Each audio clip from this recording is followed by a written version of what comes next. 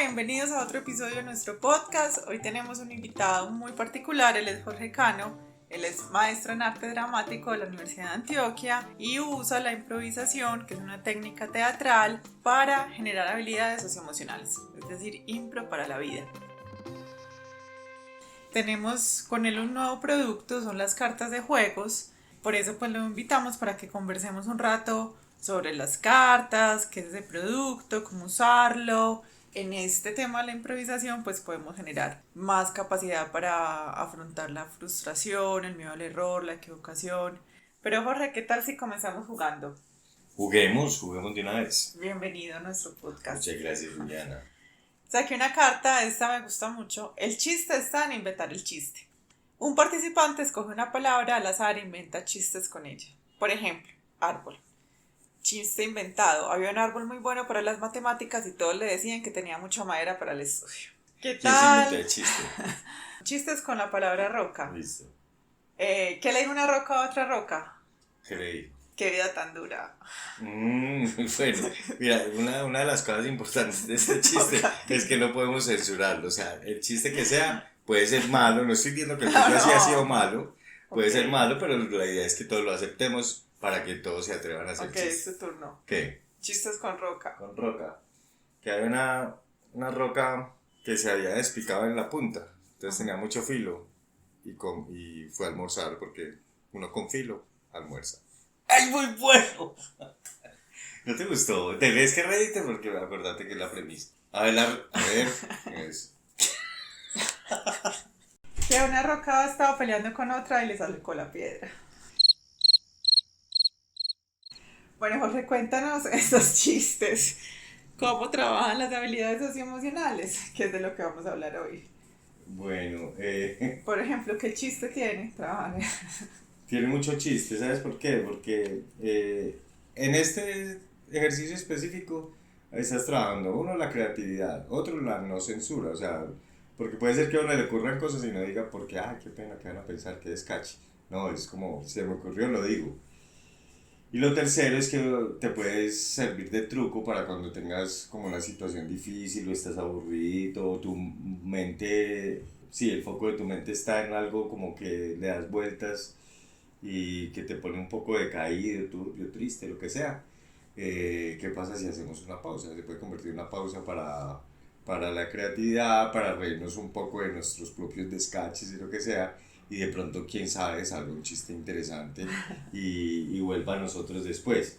Pero creo que es un truco precisamente para distanciarse, para alejarse un poco del enfrascamiento mental y volver otra vez a pensar tranquilamente. Claro, también puede ser para cultivar la alegría. Por ejemplo, a veces nosotros usamos una palabra clave o ancla para cuando uno tiene mucha rabia, porque la rabia se autoalimenta, entonces uno la corta.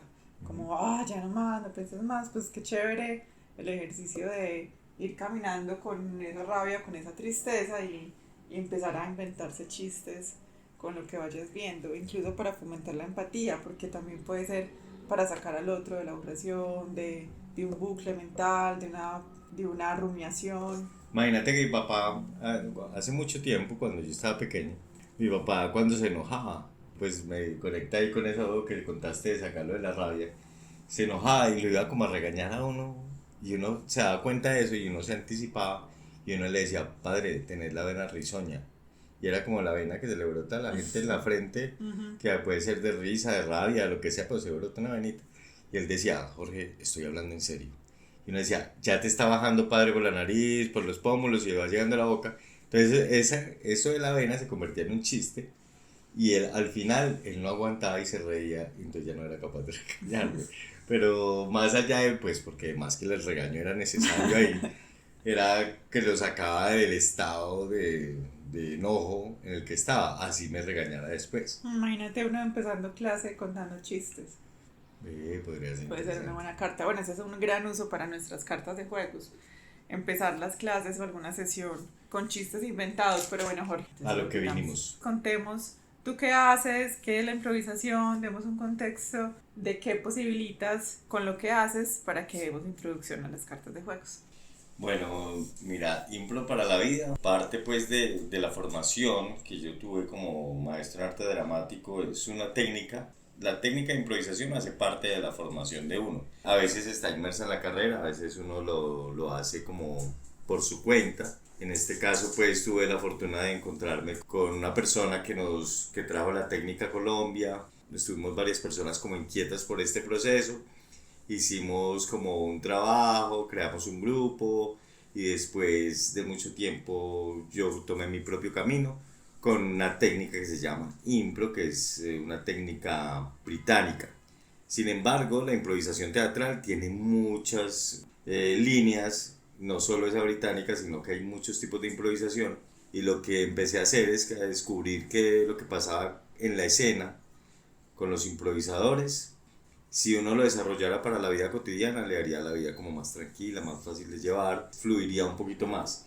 Y empecé a explorar eso, como a ver qué pasaría si utilizamos los ejercicios de improvisación teatral en las personas y qué pasa con esas reacciones de las personas y cómo aplica eso en la vida cotidiana o qué nos devela, qué nos muestra que tenemos que trabajar. De pronto los seres humanos que no nos damos cuenta porque estamos en automático, y la improvisación teatral nos saca de ese automático porque nos hace estar presentes, y al estar presente nos damos cuenta de cosas que podemos trabajar. Por ejemplo, nosotros en la oficina hicimos un curso con Jorge y salían muchas cosas, pero aquí escuchándote es un poquito abstracto y en el curso uno es a prueba todo el tiempo, pero a prueba como en ciertas cosas. Cuéntanos un poquito, por ejemplo, uno cómo se somete a ese miedo a equivocarse, a esa frustración, a ese juego, además porque todo es divertido. Lo que pasa es que desde mi punto de vista parto de esa premisa que todo es una percepción mía frente a lo que pasa en los talleres y en la reacción de las personas. Entonces yo hago como una lectura de eso.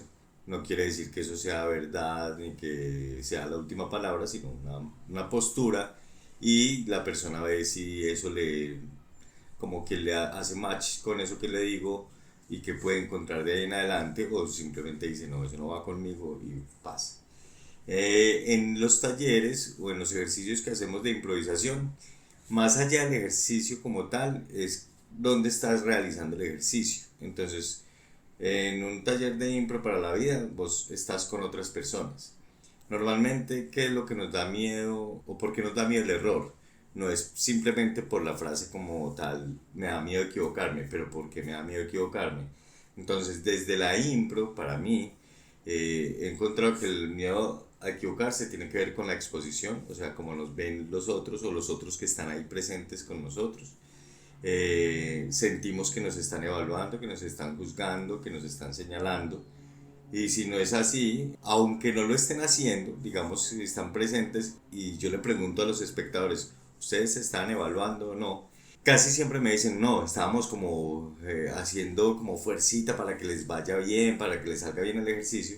Sin embargo, uno como desde la falta de compasión con uno mismo, uno siente y cree que lo están evaluando, señalando, que no puede equivocarse, que si la embarra, qué van a decir, qué van a pensar. Y eso son las cosas que vamos trabajando en los talleres, que van a quitarle como tanto peso al que dirán, a esa evaluación externa, que para mí es una evaluación propia que ponemos en los demás. Y que hace un reto de improvisación, un reto te pone en vértigo porque no sabes qué te van a poner, no sabes qué ejercicio vas a enfrentar. Salís al frente y estás como vulnerable, digamos, porque estás expuesto completamente y yo te entrego un ejercicio para hacer. Normalmente empezamos haciendo ejercicios colectivos para que se sienta más cómoda la persona. Poco a poco, cuando va viendo que ese miedo es más lo que está en la cabeza que lo que realmente sucede, ya va enfrentando unos retos mayores, ya va haciendo ya no grupal, sino digamos en tríos, en parejas, hasta que se expone a solas frente a los compañeros y se da cuenta que todo eso es un poco más como ese monstruo que nosotros creamos en la cabeza del miedo, pero que realmente no es tan amenazante si lo asume y ve, yo a pesar del miedo pude hacer esto, ya no me enfoqué tanto en lo que iban a pensar, sino en lo que tenía que decir, no en lo que en que me puedo equivocar, sino en lo que puedo lograr. Entonces también cambiar un poco el foco del pensamiento. Claro, y lo que mencionaste, pues que tiene mucha la raíz en el miedo, porque uno siente frustración, uno siente ansiedad, porque ya casi le va a tocar, entonces ese miedo se anticipa, uno siente miedo al error, uno ve su perfeccionismo, su necesidad de tener el control, incluso a veces cuando el otro se equivoca también uno ve como tratando de corregirle al otro, entonces ahí en ese intercambio con todos, el miedo es una de las raíces que se trabaja mucho, que además es una de las emociones raíz, pues el miedo provoca rabia, provoca tristeza, provoca ansiedad, provoca frustración, provoca impotencia, provoca la sensación de injusticia, de protección, de prevención. Vivi, hay una cosa que dijiste ahí que es como la anticipación. Mira, uno de los focos fundamentales de los talleres es la escucha. Entonces, ese miedo a veces nubla la escucha. Entonces, yo estoy pensando que me va a tocar. Entonces, cuando me toque, y entonces me conecto con el pensamiento y la imaginación de todo lo que va a llegar a pasar y me estoy perdiendo lo que está haciendo el compañero en escena. Entonces, uno a veces pregunta, ¿qué te parece lo que hizo el otro? Y se quedan sin argumentos precisamente porque estaban conectados con el miedo, la imaginación de cuando les toque qué va a pasar, entonces se pierden este momento presente. Entonces esa es una. Otra es que cuando salimos, a veces salen de primeros, quiero salir de primero y es para evitar esa angustia de, ay, todavía no me va a tocar, ¿cuándo me va a tocar? ¿Cuándo me va a tocar? Y también me desconecto de ese presente. Pero también es muy interesante cuando empiezan a lograr dentro de los esquemas del taller, la persona así prepare mucho, yo siempre le haré como un truquito para desbaratar esa programación, esa planeación, para que enfrente el vértigo y el riesgo. Y se van dando cuenta que es que esa conexión con lo que va a pasar, pues no les va a ayudar para nada porque casi nunca pasa lo que piensan que va a pasar. Entonces, eso que dices de la anticipación, de esas emociones que aparecen ahí, son completamente válidas y afloran ahí. Sin embargo, hacemos como reflexión sobre eso y por qué aparecen y cuál es el poder que le estamos dando a ellas. Particularmente, eso que estamos conversando se aplica a esas cartas de juegos. Son 24 cartas de juegos que los pueden encontrar en la página o en Instagram o en el link de WhatsApp. Vienen 24 juegos y cada uno por detrás, pues por delante tiene el nombre del juego y por detrás tiene la descripción del juego y qué habilidades socioemocionales trabajan o cómo alrededor de las emociones. Miren que Jorge acaba de mencionarle la memoria, la imaginación sobre todo y la memoria. Y interviene mucho así como interviene dentro del aparato emocional, pues con la metodología que nosotros tenemos. Él también tiene una propia muy interesante que ahorita nos puedes hablar de ella un poco, pero particularmente la memoria y la imaginación influyen mucho en esas emociones y la van a ver dentro de los juegos porque algún trauma que uno haya tenido o algún bullying atrás en el colegio influye en ese miedo, pero además la imaginación también va a influir en esa ansiedad o en esa generación. Entonces, cada uno de los juegos lo que hace es que puede anticipar, entrenarlo a uno y entre más uno se entrene para sentir esa emoción, pues cuando llegue menos fatal va a ser y menos expuesto a todo ese riesgo va a tener pues como el cerebro. ¿Por qué seleccionamos estos 24 juegos? Que me imagino que la Impro pues tiene miles de juegos y que unos son muy distintos a los de los talleres y cómo sobre todo como cuidadores o padres o profes o psicólogos pueden usarlos en terapia o en sus sesiones. Bueno, la selección de los juegos fue bastante ardua porque para mí cualquier ejercicio o cualquier juego puede detonar cosas. Uno puede jugar simplemente divirtiéndose y pasar rico y decir, ve, tan chévere ya. Pero si uno se conecta con lo que pasa en el juego, con las reacciones del juego, cómo asumo el juego, el que pasó durante, el que pasó antes, el que pasó después, el que pasa conmigo y qué pasa con los otros cuando están o de observadores o de compañeros, todo puede arrojar reflexiones frente a la vida. O sea, como uno puede conectar eso que pasó inmediatamente con algo de la vida.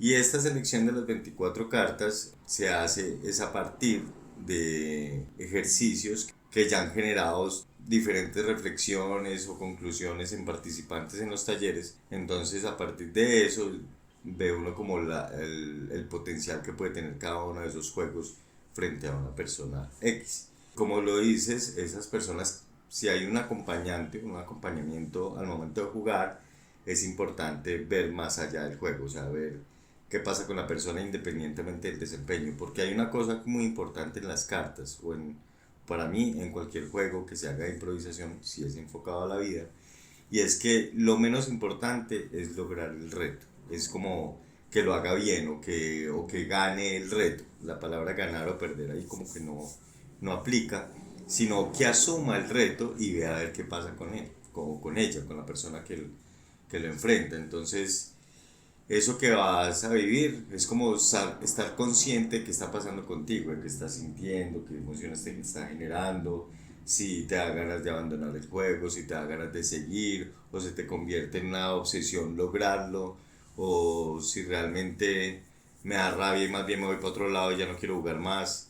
Todo eso está hablando de la persona. Y al final de cada juego, en la carta, hay una invitación a lo que puedes descubrir detrás del juego, que es realmente una invitación, no es lo que obligatoriamente tienes que descubrir, sino como lo que nosotros pensamos o percibimos que puede generar, pero las personas, cada persona que asume un ejercicio puede encontrar diversas reflexiones que también serían completamente válidas.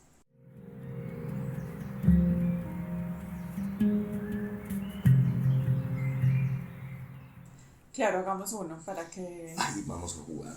las personas entiendan un poco. Por ejemplo, este que es uno de mis favoritos, chismes de cuentos clásicos. Chismes de cuentos clásicos. ¿Quieres leer la descripción o te lo explico así sin descripción? Leámosla para que ellos Listo. entiendan y ya. Listo, entonces delante de la carta dice chismes de cuentos clásicos y por detrás cada participante cuenta una historia de un cuento clásico a modo de chisme, comenzando siempre con la frase ¿sabías qué? Por ejemplo, ¿sabías que el lobo en realidad era vegetariano? ¿Sabías que Pinocho tenía como genio? Exactamente, entonces, ahí lo que el cuento clásico es un pretexto, ¿cierto? O sea, no. De hecho, puede ser que una historia que todos conozcamos de algo, o pues que no, o sea, nos podemos salir, es una cosa como una invitación, es que nos podemos salir de los límites mismos que establecen las cartas. Entonces, aquí dicen los cuentos clásicos, o pueden ser cuentos de hadas, o puede ser cualquier tipo de cuentos. Yo podría hablar, es que chismes sobre la Primera Guerra Mundial. Entonces, cosas que todos sepamos como que están establecidas, entonces empezamos a jugar con la creatividad. Entonces, si yo te digo chismes sobre los tres cerditos, entonces digo, ¿sabías que el lobo cuando sopló y sopló para tumbar la casa le pegó la gripa a los tres cerditos porque tenía un virus en ese momento? Entonces, y podríamos no solo hacer el chisme, sino aquí propone un chisme que cada uno puede decirte un cuento.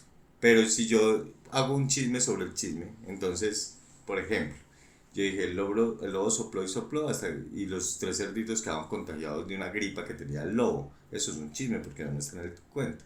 Pero otro lo puede alimentar y decir, sí, y los tres cerditos se fueron para la casa y la mamá también se le pegó. Y eso fue lo que hizo que el tío cerdo se metiera en un laboratorio a investigar la cura para la gripa porcina. Entonces ahí ya podemos encontrar como ese chisme nos puede llevar cada vez más a partir de chismes que no son con la connotación como de chisme, de hablar mal del otro, sino de jugar con la imaginación y la creatividad.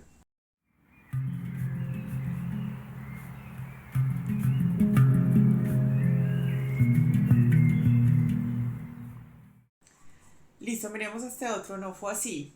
Cuéntanos este a qué se refiere. Léelo primero, por favor. El participante A cuenta la historia de algo sucedido que sienta como desastroso. Al terminar la historia, el participante B dice no fue así y crea una versión donde el error sea una oportunidad. Luego, cada participante hará su propia versión. Así se crearán diferentes posibilidades de interpretación de la historia inicial. Este juego te ayudará a desarrollar la escucha y a percibir el error como posibilidad de algo nuevo. Y claro, al terminar la descripción, ustedes van a encontrar en la carta la explicación como socioemocional, ¿cierto? Como qué habilidades o qué posibilidades tienen para enfrentar la carta, pero yo imagino que tú también las usarás pues, de distintas posibilidades como nos acabas de explicar con la carta anterior. Sí, por ejemplo, si yo aplico este juego en una historia de mi vida, eh, yo tuve cáncer en algún momento Y si yo contara una historia de Jorge en el momento que tuvo cáncer a los 23 años, diría, no, pues la primera versión sería, Jorge, un muchacho, un joven de 23 años, qué pesar, le dio 23, le dio cáncer y qué pecado, tuve que vivir la quimioterapia. Eso estoy en el episodio como triste, desastroso y eso, o catastrófico. Pero si yo digo, no, no fue así.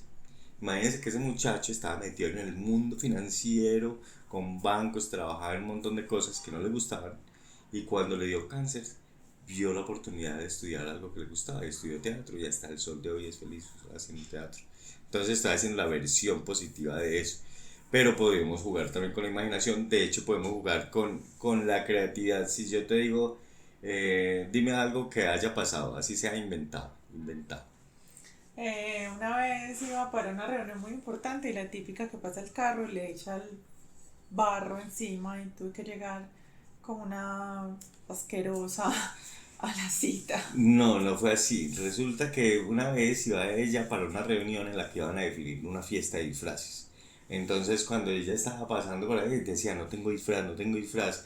Y pasó ese carro, le echó todo el barro y eso. Y dijo, claro, me voy a ir disfrazada de escultura humana. Y llegó allá a la reunión y todo el mundo se sorprendió al ver esa escultura hecha de barro, así prácticamente realista. Entonces hago esa versión propia y tú podrías hacer una versión de la que yo hice. O sea, como llevar con los mismos elementos que aparecen en la historia. Mira que yo utilicé el barrio, el carro y la reunión. Pero utilicé la fiesta de disfraces, tal cosa, cosas que no tienen nada que ver. Entonces ahí estamos utilizando esos recursos como detonantes. Pero también estamos utilizando la creatividad para dar otras versiones. Y podríamos hacer infinitas versiones con lo que va apareciendo.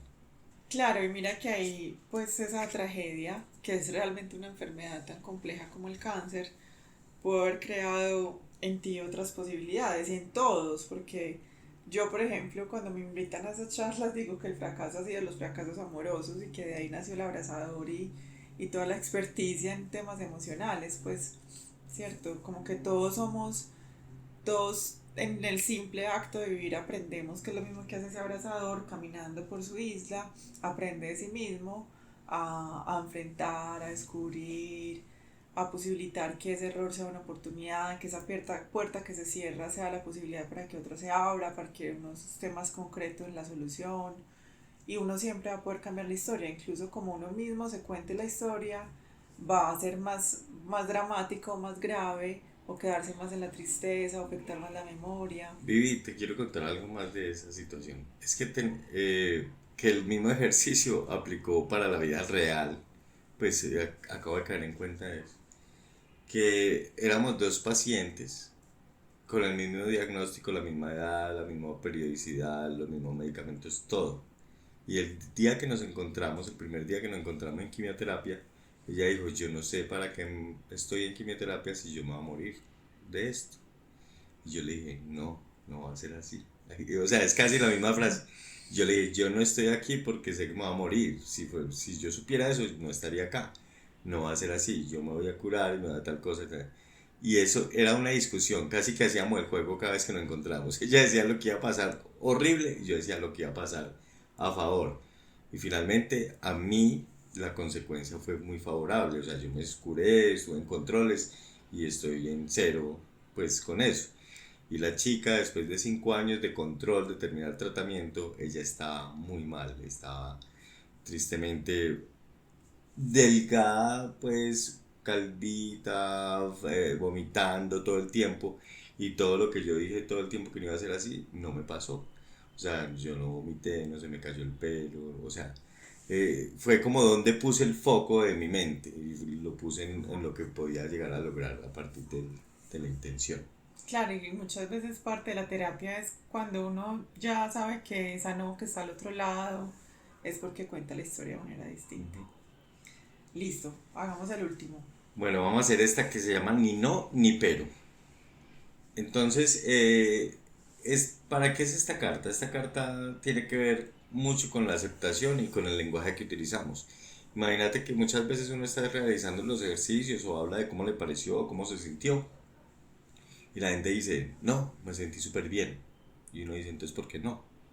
Y entonces no se dan cuenta que ese no está instalado automáticamente, que el pero está instalado automáticamente, culturalmente. Entonces, vamos al cine, pero a ver una película de terror. ¿Y por qué pero?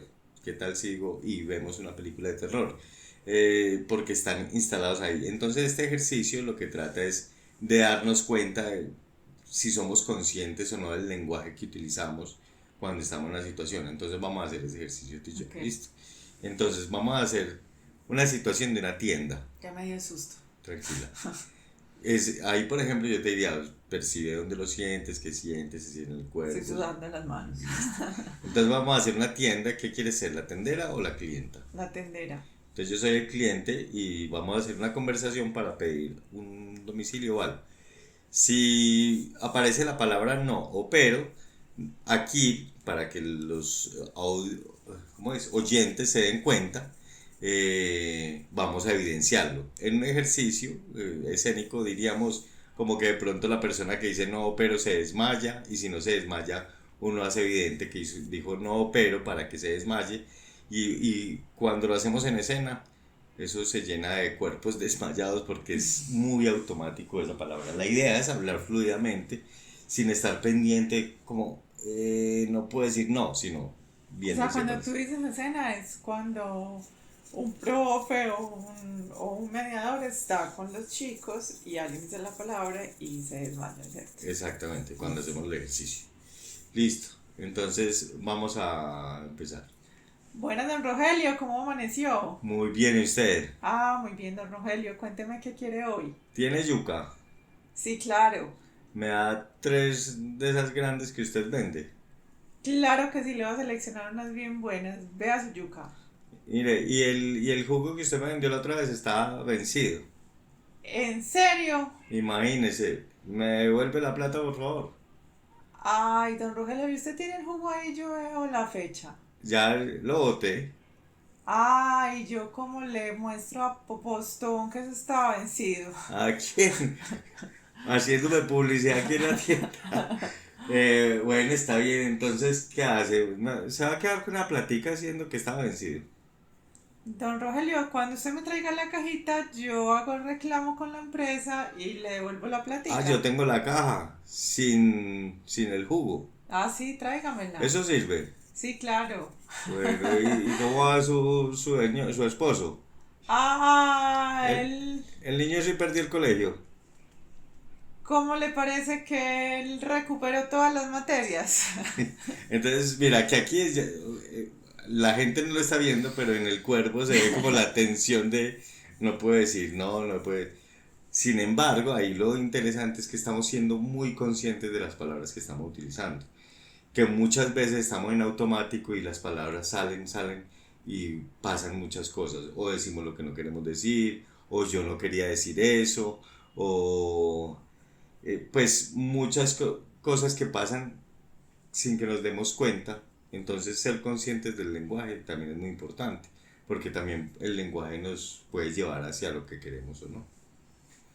Claro, el lenguaje tiene que ver mucho con esa inteligencia emocional porque condiciona, porque también determina, es uno también de los escenarios que tenemos en la isla. Además, estas cartas, si ustedes compran las cartas, pueden expandir el aprendizaje en la isla virtual y van a encontrar a Jorge en un video hablando de la aceptación.